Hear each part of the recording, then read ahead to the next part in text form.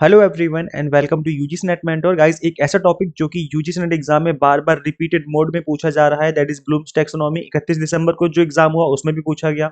आज जो 2 जनवरी को एग्जाम हुआ है उसमें भी इस टॉपिक के ऊपर क्वेश्चन बने हैं, तो आई एम श्योर जो रिमेनिंग शिफ्ट है उसमें भी इस टॉपिक के ऊपर क्वेश्चन पूछे जा सकते हैं। तो गाइस इस वीडियो को आप देख लीजिए। मैं इस टॉपिक को इस वीडियो में थोड़ा क्रिस्प वे में, शॉर्ट वे में करवाने वाला हूँ। एंड गाइस अगर आप इस वीडियो को आपने एंड तक देख लिया तो आई एम श्योर अगर क्वेश्चन बनेगा तो आप उसका आंसर इजीली कर पाएंगे, बिकॉज मैं इस टॉपिक को एग्जाम के पॉइंट ऑफ व्यू से एक्सप्लेन करने वाला हूँ।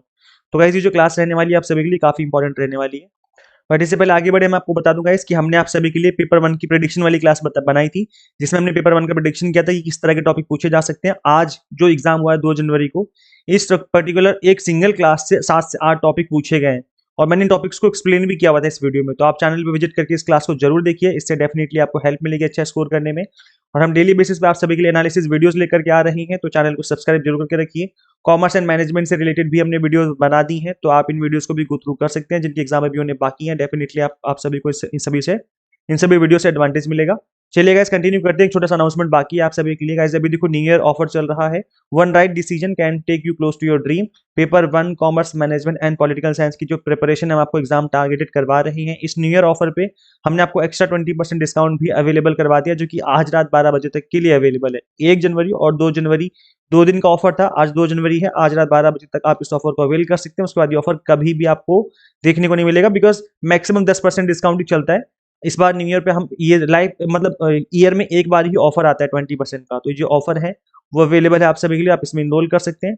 कंप्लीट टारगेटेड बेस्ड आपको लेक्चर्स मिल जाते हैं 10 यूनिट्स के, 100 mock test and PDF notes मिल जाते हैं। तो गाइस ये है, बाकी कोई झूठे वादे नहीं कर रहे हैं हम आपको कि हम आपको 10,000 20,000 वापस कर देंगे पैसे, ऐसा कुछ भी नहीं है। मिनिमम फीस रहती है हमारी। मिनिमम फीस में आप अगर अपनी जो प्रिपरेशन है वो एग्जाम टारगेटेड करना चाहते हो तो आप सभी का वेलकम है। हम भी मेहनत करेंगे, आप भी मेहनत करना है। डेफिनेटली इस एग्जाम को आप अपने फर्स्ट अटेम्प्ट में क्रैक कर सकते हैं, जैसे कि मैंने भी इस एग्जाम को अपने फर्स्ट अटेम्प्ट में ही क्रैक किया था। तो ये जो जितने भी कोर्सेज हैं सारे के सारे हमने आपको अवेलेबल करवा दिए हैं कंप्लीटली बाइलिंगुअल लैंग्वेज में। तो आप इनरोल कर सकते हैं। न्यू 20 कूपन कोड है, जैसे अप्लाई करेंगे फीस आपकी रिड्यूस हो जाएगी। करना क्या होगा, आपको सिंपली गूगल प्ले स्टोर से एग्जाम मेंटर ऐप इंस्टॉल कर लेनी है। अगर आप iOS यूजर है तो उसका लिंक हमने आपको अलग से इसी वीडियो के description box and comment box में दे दिया है। तो चलिए गाइस कंटिन्यू करते हैं और डिस्कस करते हैं। What is Bloom's taxonomy? ये एक वर्गीकरण है। ब्लूम एक नाम है। एक प्रोफेसर थे यूनिवर्सिटी ऑफ शिकागो के, उनका नाम था बेंजामिन ब्लूम। उनके नाम से इस टैक्सोनॉमी को रखा गया है। वर्गीकरण का मतलब होता है कि उन्होंने जो लर्निंग ऑब्जेक्टिव्स हैं उनको एक वर्गीकरण मतलब एक क्लासिफिकेशन कर दिया है, उनका वर्गीकरण कर दिया है कि किस तरीके से किसको हम क्लासिफाई कर सकते हैं, लर्निंग आउटकम्स को, लर्निंग ऑब्जेक्टिव्स को। तो 1956 में इसको बनाया गया था, प्रपोज किया था by Benjamin Bloom an educational psychologist at University of Chicago. तो ये सिंपल सा इसके ये एक बेसिक्स है। अब देखो guys, इसके अंदर जो मेन क्वेश्चन बनते हैं वो जनरली इनसे बनते हैं। जो लर्निंग आउटकम्स होते हैं उसको 3 कैटेगरी में डिवाइड किया गया है, 3 डोमेन्स में डिवाइड किया गया है। पहला आता है आपका cognitive domain, mental skills. Next है आपका affective domain, emotions and attitudes. And psychomotor that is physical skill. जो आपका कॉग्निटिव डोमेन है सबसे ज्यादा क्वेश्चन यहीं से बनते हैं, बिकॉज ये जो बेंजामिन ब्लूम थे इन्होंने इसके ऊपर बहुत अच्छे से काम किया था और इसी का क्लासिफिकेशन इन्होंने दिया था। तो इसके ऊपर ज्यादातर क्वेश्चन बनते हैं, बट ऐसा नहीं कि बाकी दो पे क्वेश्चन नहीं बन सकते हैं, इस पे भी क्वेश्चन बन सकते हैं। इनफैक्ट साइकोमोटर पे क्वेश्चन बना था लास्ट टू लास्ट वाले अटेम्प्ट में, तो इसके ऊपर भी क्वेश्चन बन सकते हैं। बट सबसे ज्यादा इंपॉर्टेंट जो है वो आपका कॉग्निटिव डोमेन यानी कि मेंटल स्किल्स वाला ही है। ज्यादातर क्वेश्चन इसी के ऊपर पूछे जाते हैं।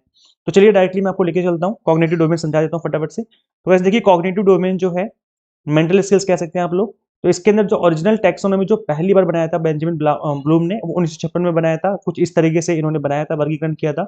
लेकिन बाद में इसको रिवाइज किया गया 2001 में और इसको फिर कुछ इस तरीके से बना दिया गया। अब यहाँ पे आप देख पा रहे होंगे कि कुछ नाम सेम है। जैसे एग्जाम्पल के लिए यहाँ पे आप देख पा रहे होंगे इवेल्युएशन, और यहाँ पे इवेल्युएट करना है। यहाँ पे लिखा है एनालिसिस, यहाँ पे एनालाइज करना है।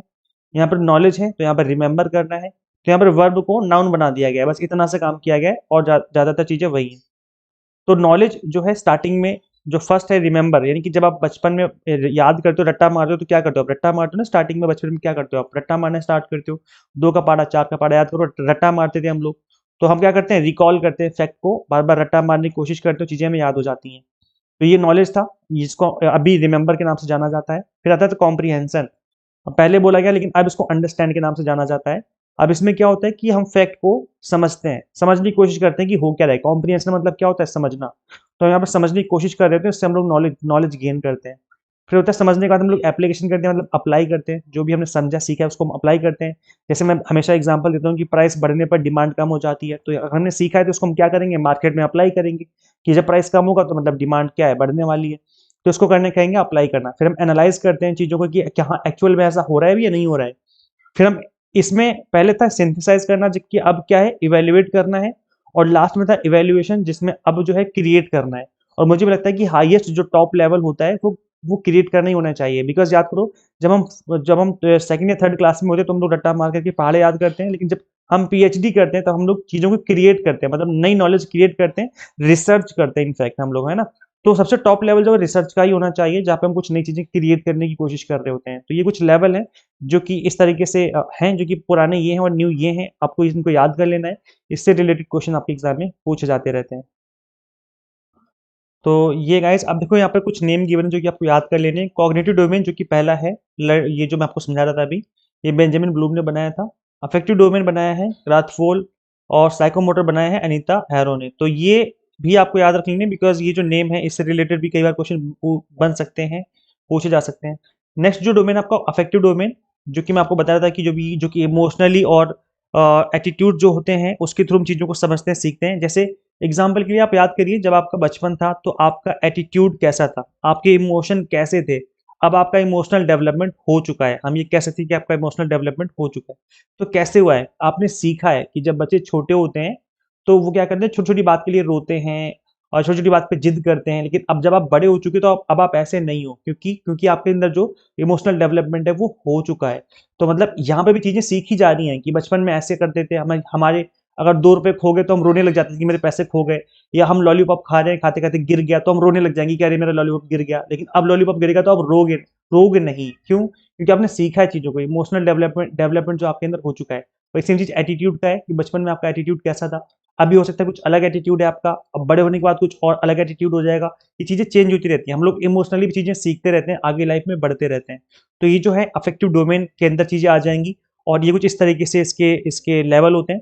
पहला होता है रिसीविंग, या जब हम चीजों को रिसीव करते हैं, या तो जब आप छोटे बच्चे थे, बिल्कुल छोटे से, आपको कुछ भी नहीं पता था, बस आप कुछ आ ऊँ करते थे, मम्मा पापा बोल पाते थे। उस केस में आप चीजों को रिसीव कर रहे थे, मतलब आपको कुछ बोलना नहीं है, बस रिसीव करते थे कि आपसे बोला जाता था कि बेटा बोलो पापा, बेटा बोलो मम्मा। तो अब इसका मतलब है रिसीविंग हो रही है, वहां पर आप चीजों को सीख रहे हो। फिर होता था रिस्पॉन्डिंग, देन आप रिस्पॉन्ड करते हो। लेकिन ऐसा आता है कि जब आप एक्चुअल में आपके मुंह से मम्मा निकलता है, तो आप मतलब क्या है कि आपने जो रिसीव किया उसको आप रिस्पॉन्ड कर रहे हो। फिर हम चीज़ों को वैल्यू करते हैं, चीज़ें सीखते हैं कि कौन सी चीज़ें हमारी लाइफ में ज़्यादा वैल्यू करती हैं, किस तरह के इमोशन हमारे लाइफ में ज़्यादा वैल्यू करते हैं।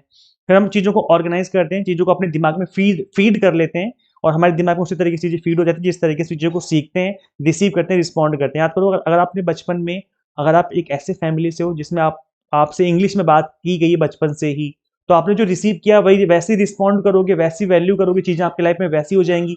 और बचपन से ही अगर आपके घर में गाली गलौज हुआ है, आपके माँ बाप लड़ते रहे हैं बचपन से ही, तो आप भी वही चीज़ें रिसीव कर रहे हो, वही रिस्पॉन्ड करोगे, फ्यूचर में आप ऐसे ही बन जाओगे।